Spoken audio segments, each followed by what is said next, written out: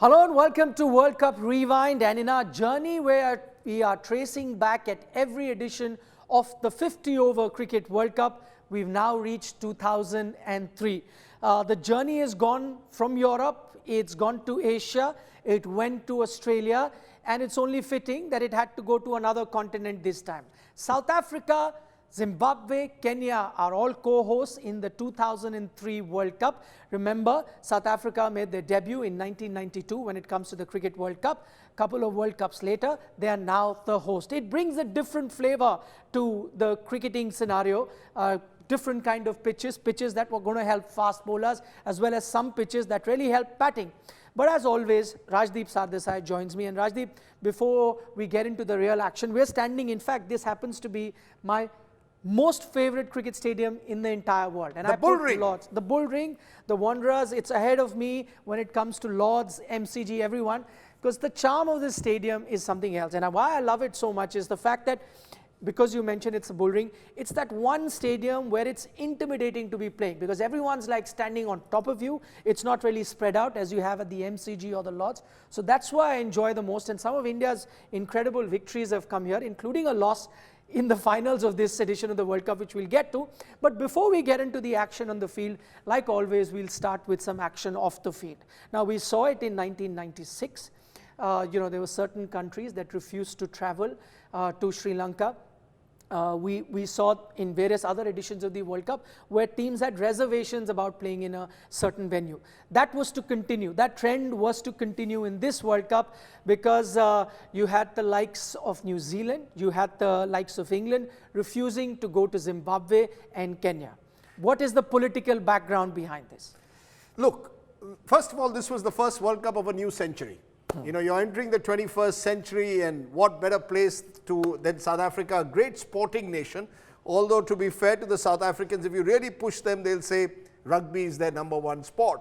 And if you recall 1995, when they won the Rugby World Cup, that was a big turning point in South Africa being, in a way, embraced, a multiracial South Africa being embraced by the world. That iconic image of the trophy being handed over by Nelson Mandela to Francois Pienaar, the captain of the South African rugby team. A film was made on it, Invictus. So South Africa is rugby country. Yet cricket also has a very special place in South Africa. It's produced some of the most wonderful cricketers in the world. By contrast, Zimbabwe, which was once Rhodesia, also had a tradition of cricket, but sadly the politics of Zimbabwe, with Robert Mugabe emerging as this dictator accused of human rights abuses, meant that Zimbabwe was now suffering what South Africa had suffered for years. That politics was, in a way, shadowing sport. And countries like England, which had taken a very strong view on Mugabe's politics, said, we're not going there to make a political point. New Zealand said it was the security situation in Kenya that troubled them. And that's, you know, it's unfortunate when a World Cup gets tied up in politics. I've always believed that, maybe I'm a romantic, that sports should be above politics, but it isn't. And you've got to live with that reality. India and Pakistan are living with it at the moment. So you had a World Cup where South Africa was celebrating, in a way, its arrival into the world of cricket by hosting the Cup. But you had Zimbabwe and Kenya, for various reasons, political reasons, actually finding themselves a bit isolated. And that changed the World Cup, because England, as a result, forfeited a match with Zimbabwe, and New Zealand forfeited a match with Kenya, and that made a difference to this World Cup in many ways. And it wasn't just the countries of New Zealand and England that were against whatever was happening. In fact, two Zimbabwean players, in Andy Flower and Andre Olongo, we spoke about Olongo in the 1999 World Cup. They both wore black armbands, and they went on to say that this was the death of democracy as they saw it in Zimbabwe. You talk about Robert Mugabe. I've been to the Harare Sports Club. His house is right opposite the Harare Sports Club, and we as journalists were told every time we travel that, listen, this is the gate of the Harare Sports Club. You better enter from here.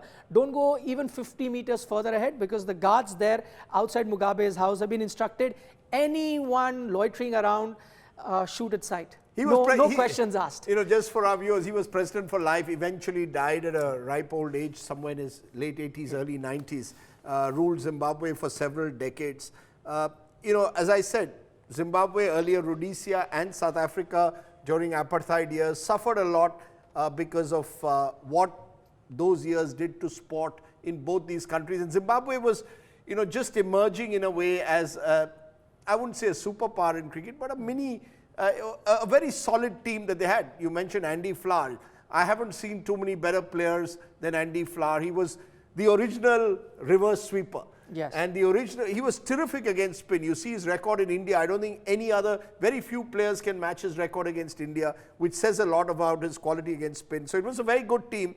And the South Africans, wanted in a way to make this the World Cup, where the hosts would actually win it. That didn't happen, yes. And it still hasn't happened. But I went to the final, which we'll talk about later. It was a wonderfully organized World Cup in South Africa. Yes, it was a great World Cup when it comes to watching that World Cup, a spectacle that was presented and some very exciting games. We'll get to those games. Before that, a few snippets of things that happened. One is we said New Zealand, England decided not to play those matches. That affected their chances of making it to the semi-final. Then there was another moment that happened in that World Cup. Now this is 22nd of February. The game is between England and Pakistan. And Shoaib Akhtar actually bowls his second over of the match, which is the fourth over of the match, but his second over of the match. And it's the final delivery that he bowls, which at that time goes unnoticed because it seems to be an innocuous sort of a delivery to Nick Knight. But then the scorecard at Newlands in Cape Town says 161 kilometers, the 100-mile barrier, which hadn't been broken before, though Shoaib Akhtar had done it earlier, but that wasn't authenticated because of some issues with the speed gun. This time it was said the 100-mile barrier was broken. Nick Knight, though, is not too troubled. He plays that ball, it goes towards the leg side. So that's one moment that Shoaib Akhtar even talks till today. There's that moment, which of course, critics and detractors of Shoaib Akhtar have often questioned his action. And said, look, there's something about these deliveries that we're not so clear about. Shoaib Akhtar has a completely different view of it, as do most Pakistanis. But it is a very debatable issue. There was a bit of a bent arm, but he was cleared by the officials, so we've got to go by that. But you forgot another incident that happened before the World Cup, just on the eve of the World Cup, Shane Warne. Yes. The Australian legend. Because I remember I was on air in another channel at the time, and suddenly I get it in the earpiece. We were talking some politics, and then I'm told Shane Warne's been charged with drug abuse, and he's going to pull out of the World Cup. And it was a big story at the time because Warne was the legend of the game, and every World Cup wants to showcase legends. And then to hear that Shane Warne's got caught in a case where I think he wasn't consciously taking drugs, as it proved later. Yes. He was just taking a pill for his for weight reduction given to hm by his mother. That's correct. So, I mean, but the case was, drug abuse, as you say, having taken drugs. He comes out and says that, what, it's not a performance-enhancing drug that I've taken. This is for weight loss. He goes on to explain what that is. He says, in fact, what this pill does is it dehydrates your body. So the water is removed, and then you can have a few inches lose, which is what he was aiming to do. Then the ICC considers the fact that he did cooperate in the entire findings. He was upfront about it. So he's not given a 2-year ban, which could have been for failing a dope test. He's just given a 12-month ban. But this is on the eve of the first game that Australia has to play versus Pakistan. So there were various controversies that happened. And I'm just going back on that note of Shoaib Akhtar, 161. I met Jeff Thompson once and I said, 161, did you ever bowl that fast? He said, you know what, a typical boasting, of Jeff Thompson. He said, I would actually clock more than 170. But the difference was that in our times, the ball would be measured when it met the bat. So when it touched the bat, you would measure the speed. Whereas for these bowlers, you measure it as soon as it leaves the hand. So in our case, when that bounce happens and it reaches the batsman, you end up losing about 10K or so. So people say I bowled at 150, 60, but I actually bowled at 170. Jeff Thompson reminds me of a story that I was told by one of the Indian players who was touring Australia 76-77. Jeff Thompson was leading the Australian attack. Dennis Lillee wasn't with him because Dennis Lillee had joined Kerry Packer. And every morning, Ashok Mankad, the Mumbai opener, played for India, would always make sure that he would go and meet Jeff Thompson at breakfast and say, "How are you, Jeff? Good morning, Jeff. Are you feeling well, Jeff?" Thinking that if he said good morning nicely to Jeff Thompson might be a bit nice to him on the field. So I asked Jeff Thompson, "How did you respond?" I looked at Ashok Mankad and told me, "Every time you say good morning, I'm going to bowl one more bouncer at you." So that was Jeff Thompson. I mean, the wicketkeeper at times was way back. You see some of those old pictures, Rodney Marsh almost halfway to the boundary. Jeff Thompson was quick, and so was Shoaib Akhtar, particularly in 2003. Okay, now we're going to turn our attention to India's campaign. And just as the other controversies that we were talking about, before we get into how they fared on the cricket pitch, there was this big controversy when it came to Indian cricket in terms of their endorsement. So there was a bit of a fight between the ICC and Indian players right ahead of that 2003 World Cups, where a lot of star Indian players said that, listen, we have personal brands that we endorse. The ICC said, no, you cannot be endorsing any personal brands during the duration of the tournament, because on a few occasions there were a bit of a conflict of interest. So they could be endorsing, let's say, a cola brand, whereas the ICC may have another cola brand on board. So they said you can't do that. The Indian players were up in arms. They said, listen, we're not playing. In fact, it reached a situation where a lot of Indian stars said, no, we're not going to be going. BCCI made a blunder, signing that contract on behalf of the players with the ICC without having consulted the players. But now when they were on the back foot, they tell the players, no, it's actually ICC's fault, we'll deal with it. Eventually, just before the World Cup was to start, there is some sort of an agreement between the ICC and the BCCI, where ICC says, okay, we'll hold that money, $9 million odd that we were going to get for participating in the World Cup, till after the World Cup, because if we don't have any other of these companies that we are having on board as sponsors suing us, we'll give you this money. But if they sue us, we'll fight that case. Only after we get a clean sheet will we release your money. So that was a sort of an arrangement that was made. But then cricket could carry on. Unfortunately for India, didn't start on a great note. You came up against Netherlands. You barely won that game. You got a scare. But then comes that first Australia game, amongst the two games that you're going to play against Australia, but the first one you get a jolt.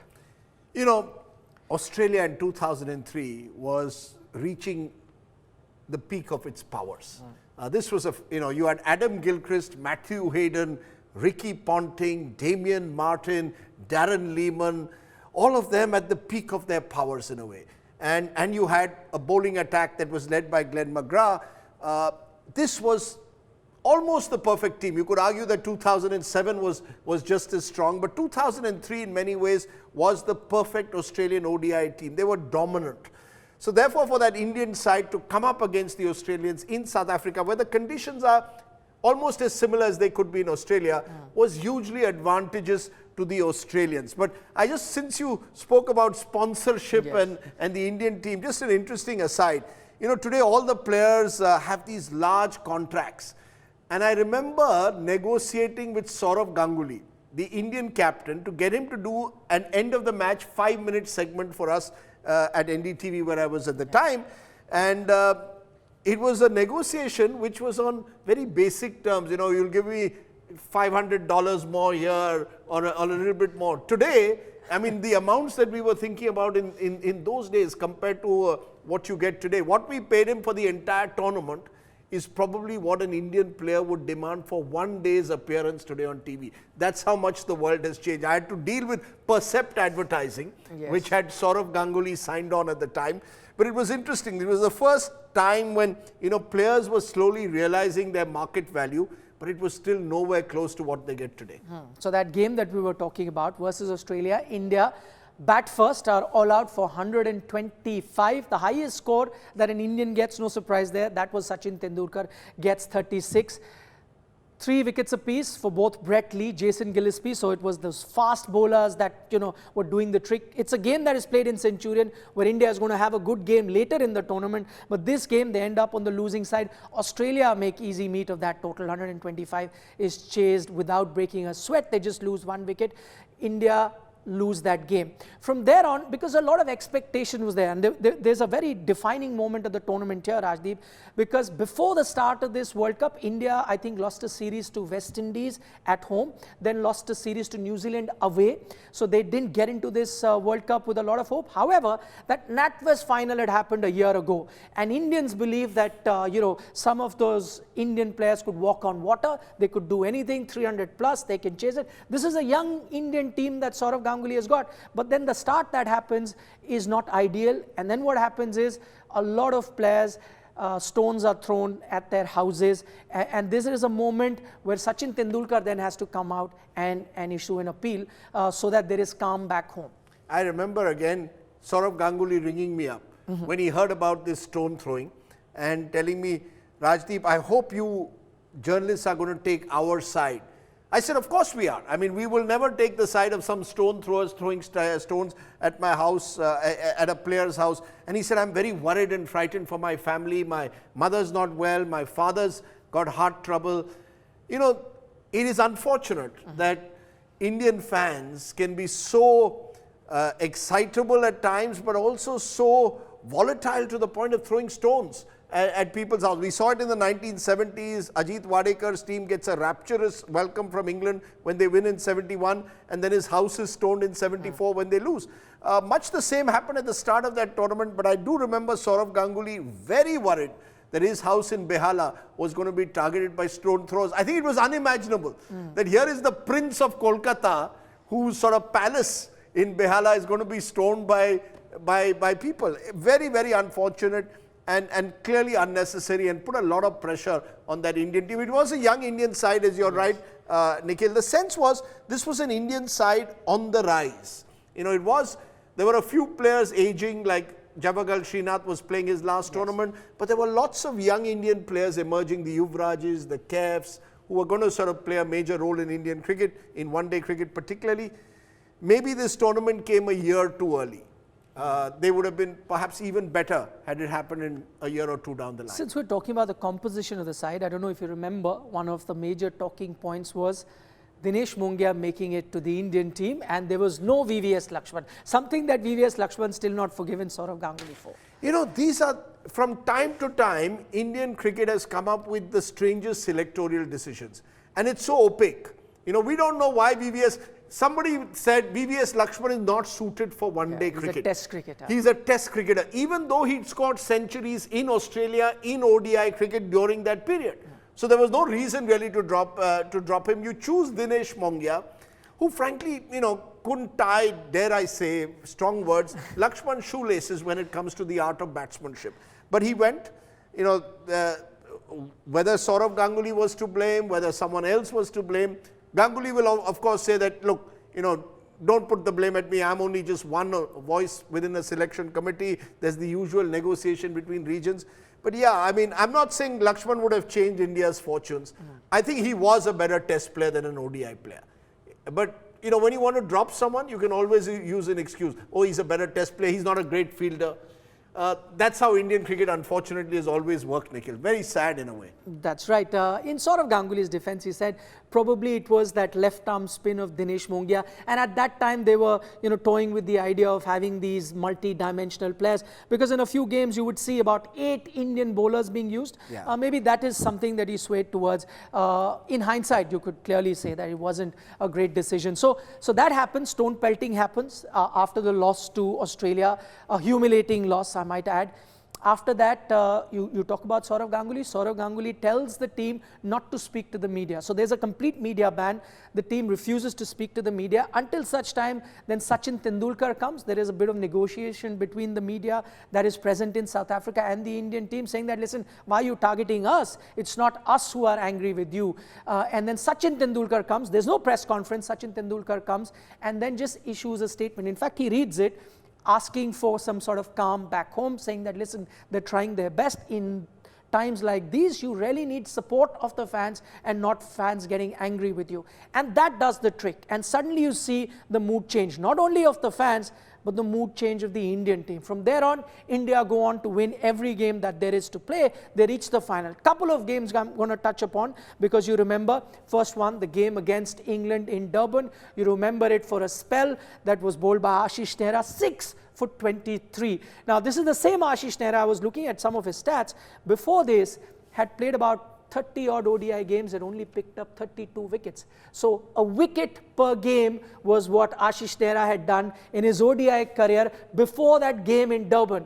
And there he goes into this game, turns it around. It wasn't a big total that England were chasing, about 250, and he picks up 6 wickets. You know, many years later, or a few years later, I think it was Anil Kumble who told me, when I asked him, you know, among the best spells that he's seen from Indian bowlers, he picked Ashish Nehra's spell in South Africa against England.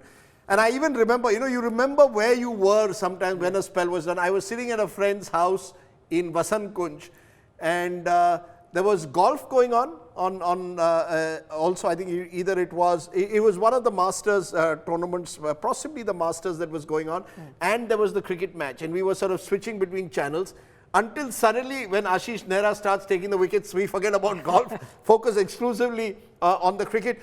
But you know, Ashish Nehra was a remarkably underrated cricketer. He had a natural ability to swing the ball, and when a left-arm fast bowler has the ability to have late swing, he is far more difficult to play possibly than a right-arm fast bowler, because there are so few of them, and there are so many right-hand batsmen who will dread the idea of that late in-swing of a left-arm fast bowler. Wasim Akram did it all his life. Yes. Ashish Nehra certainly did it that day. That day was one of the most remarkable spells of fast bowling that I have witnessed in a one-day match by an Indian bowler. And I know that Anil Kumble and Javagal Srinath would concur that Ashish Nehra was just walking on water.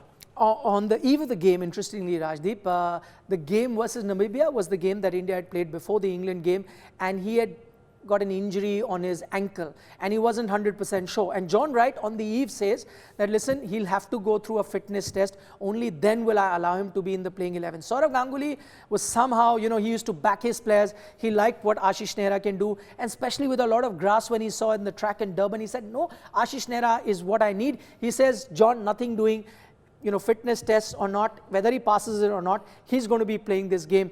It so happens he goes on to play the game. And one other thing that happened with Ashish Nehra, if you remember, I gave you those stats of him, you know, previously.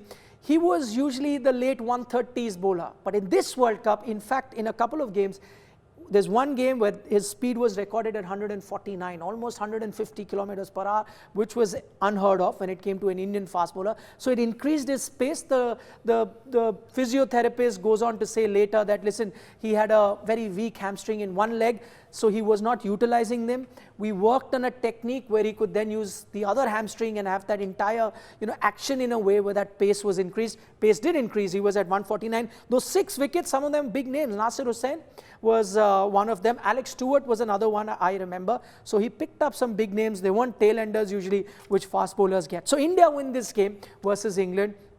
A remarkable victory.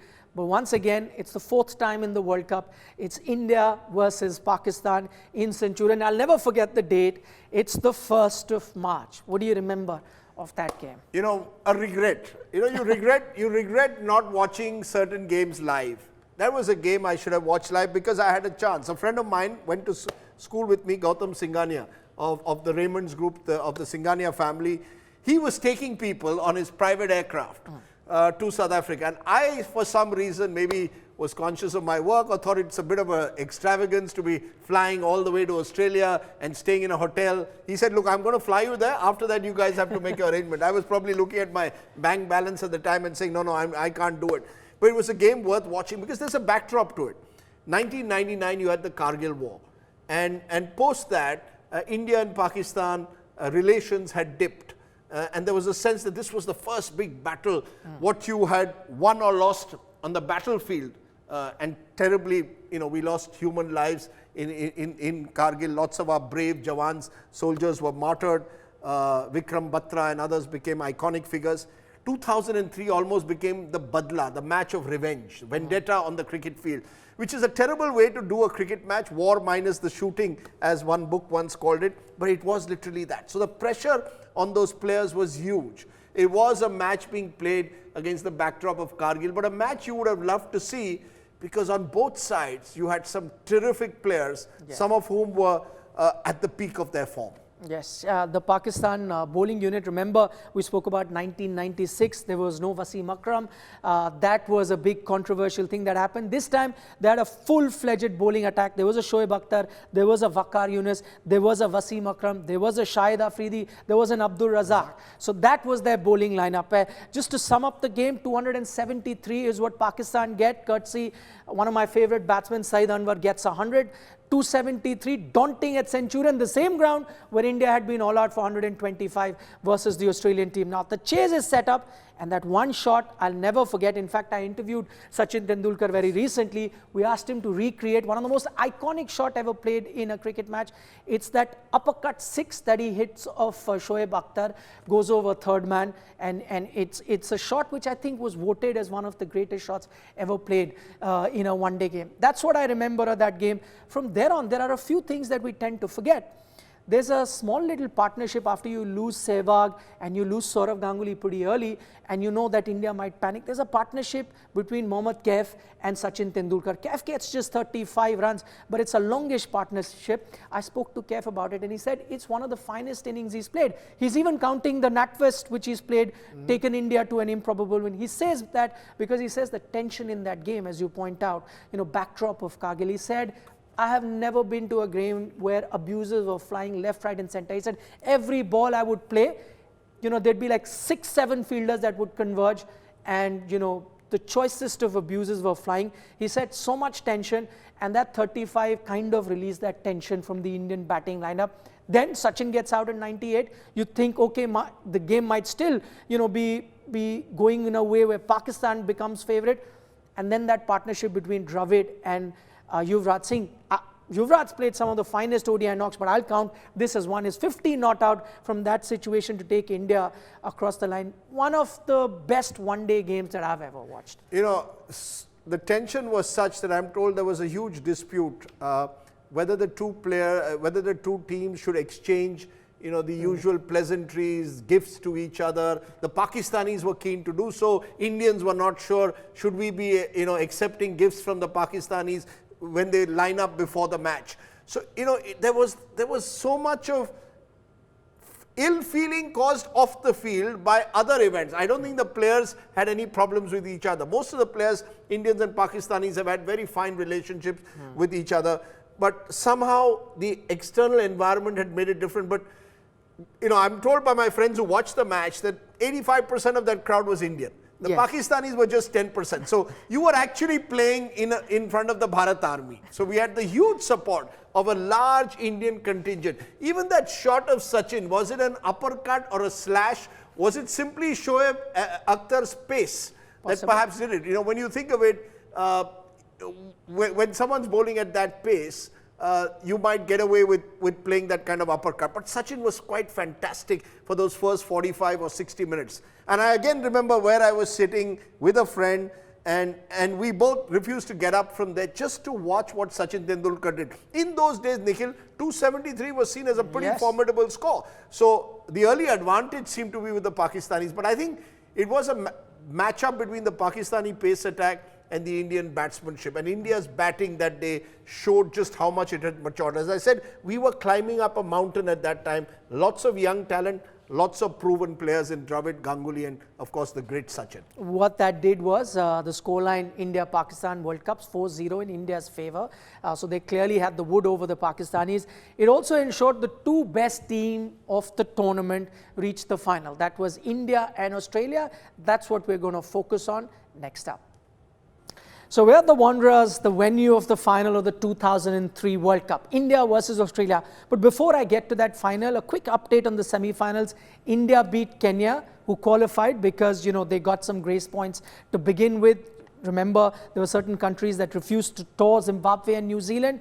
And this is a Kenyan team of Maurice Odumbe, Steve Tikolo. So a strong Kenyan team. India beat them quite easily, reached the final. Australia beat Sri Lanka in a much closer encounter. Brett Lee is on fire in that particular game. There's another incident that happens in that particular match, Rajdeep, which I'll just point out, is Adam Gilchrist.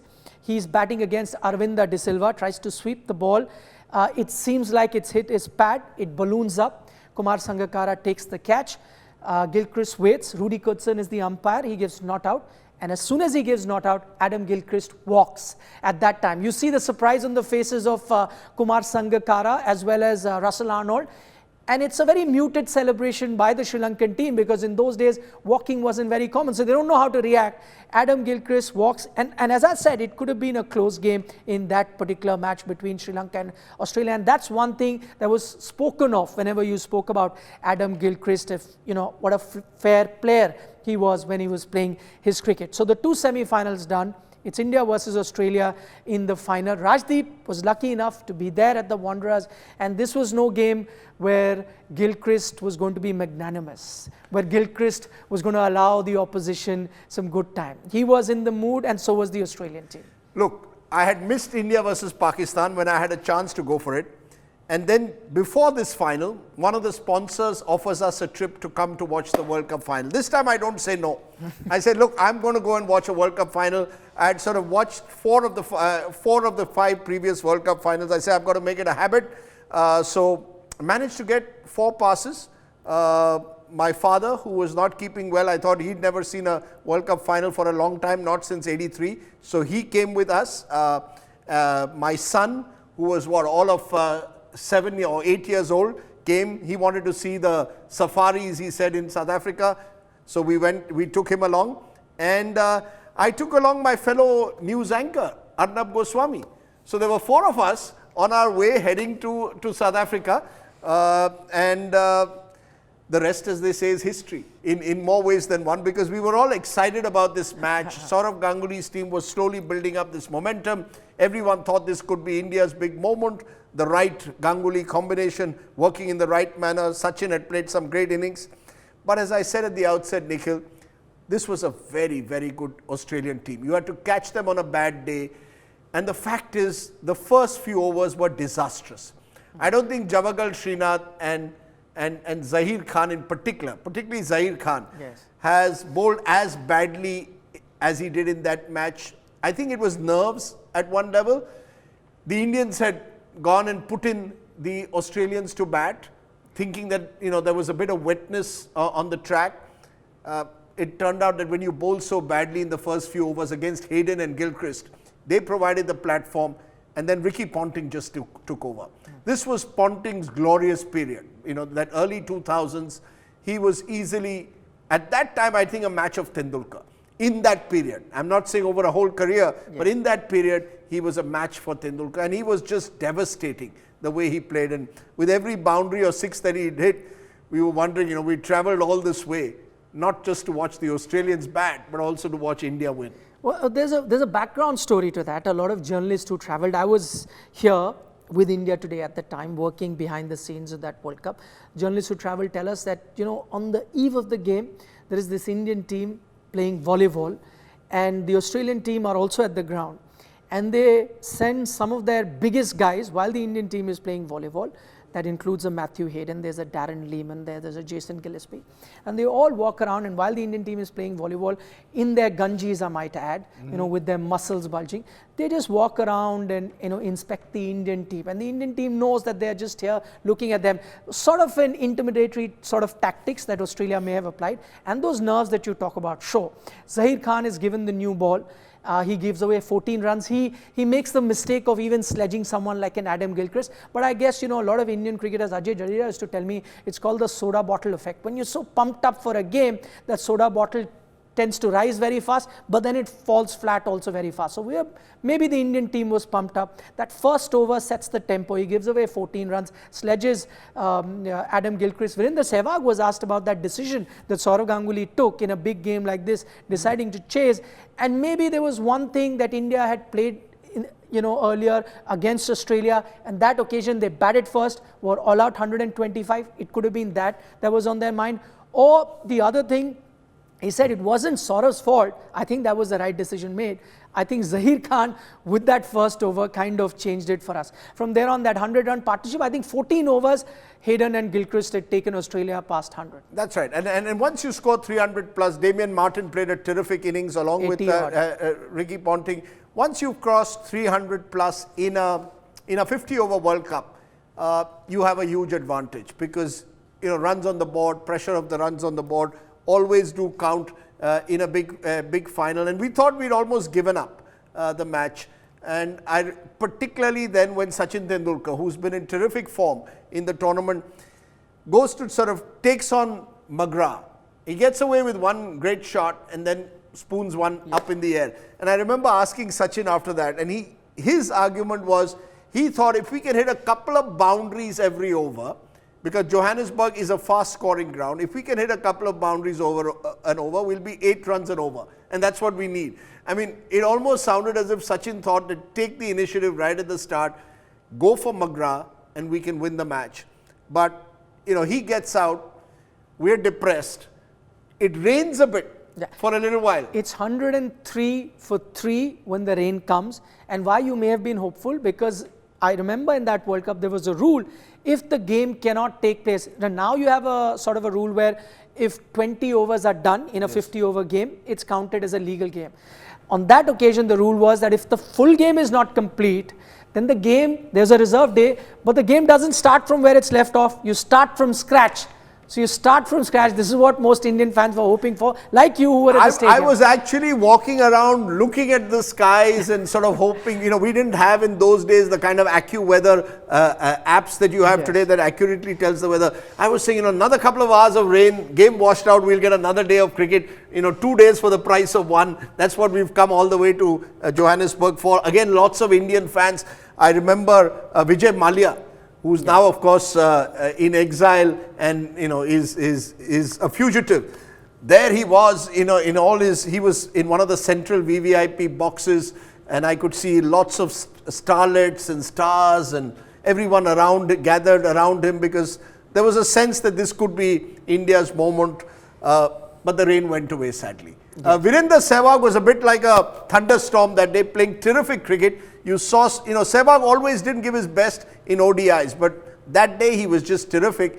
And you got a sense that if Sehwag batted and people batted around him for 50 overs, we could have come mightily close. We did scare the Australians a bit when Sehwag was batting. You know what's interesting, Rajdeep? A few years down the line, because at that time 359 would have looked like a daunting total, right. I agree. But it's the same ground, a game between Australia and South Africa, 434 is chased. So it was possible. Maybe the Indian batsmen are a bit more eager. You talk about Sachin Tendulkar.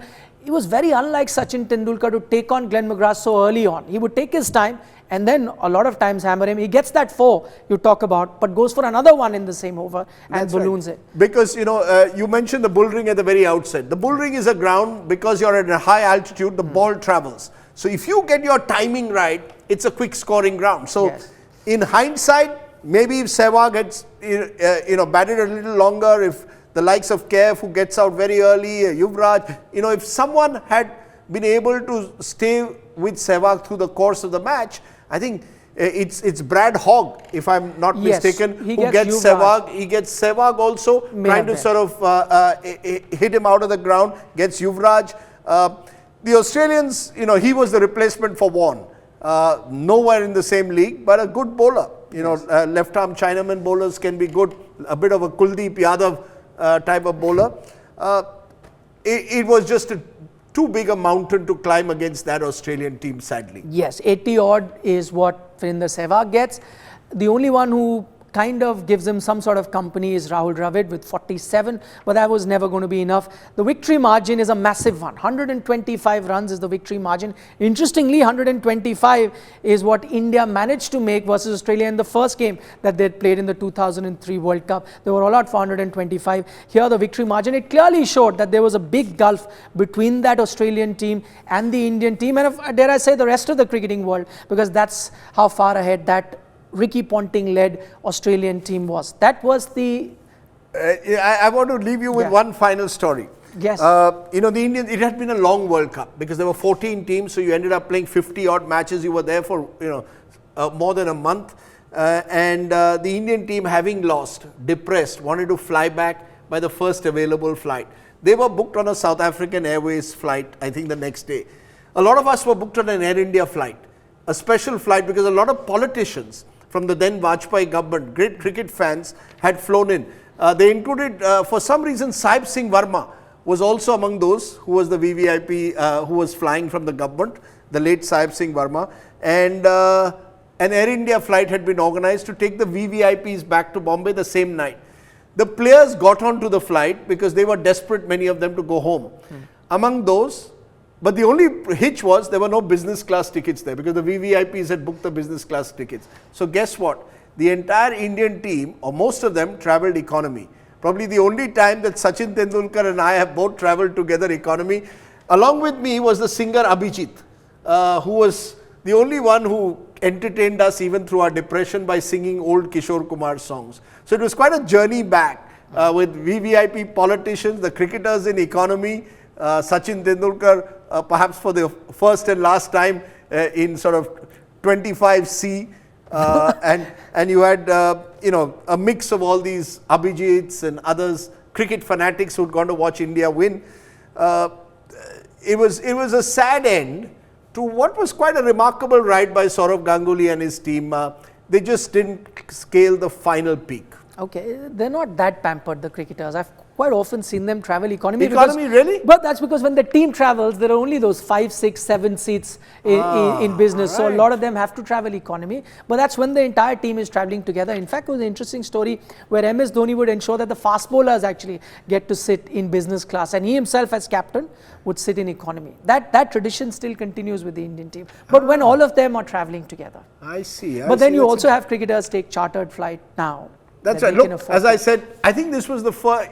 Can you imagine that happened today? Today they'd charter a plane. You know, I just read Virat Kohli flying back in a private aircraft from the West Indies because he was flying in early. Good luck to the players. And I think the 2000s have seen this remarkable shift in the value, the monetary value of cricket, Indian cricket and cricketers. All right, that's I'm afraid all the time that we have on this special of Rewind, where we look back at the 2003 World Cup. It was a case of almost there but not quite for this Indian team. Many would say that you lost to a better team on the day, not once but twice. That's all that we have for you at the moment from Rajdeep and I. Thanks so much for watching. Next up, of course, the 2007 World Cup, which isn't going to be great hearing if you're an Indian cricket fan. But that's our next show. Thanks for watching. Bye for now. Namaskar.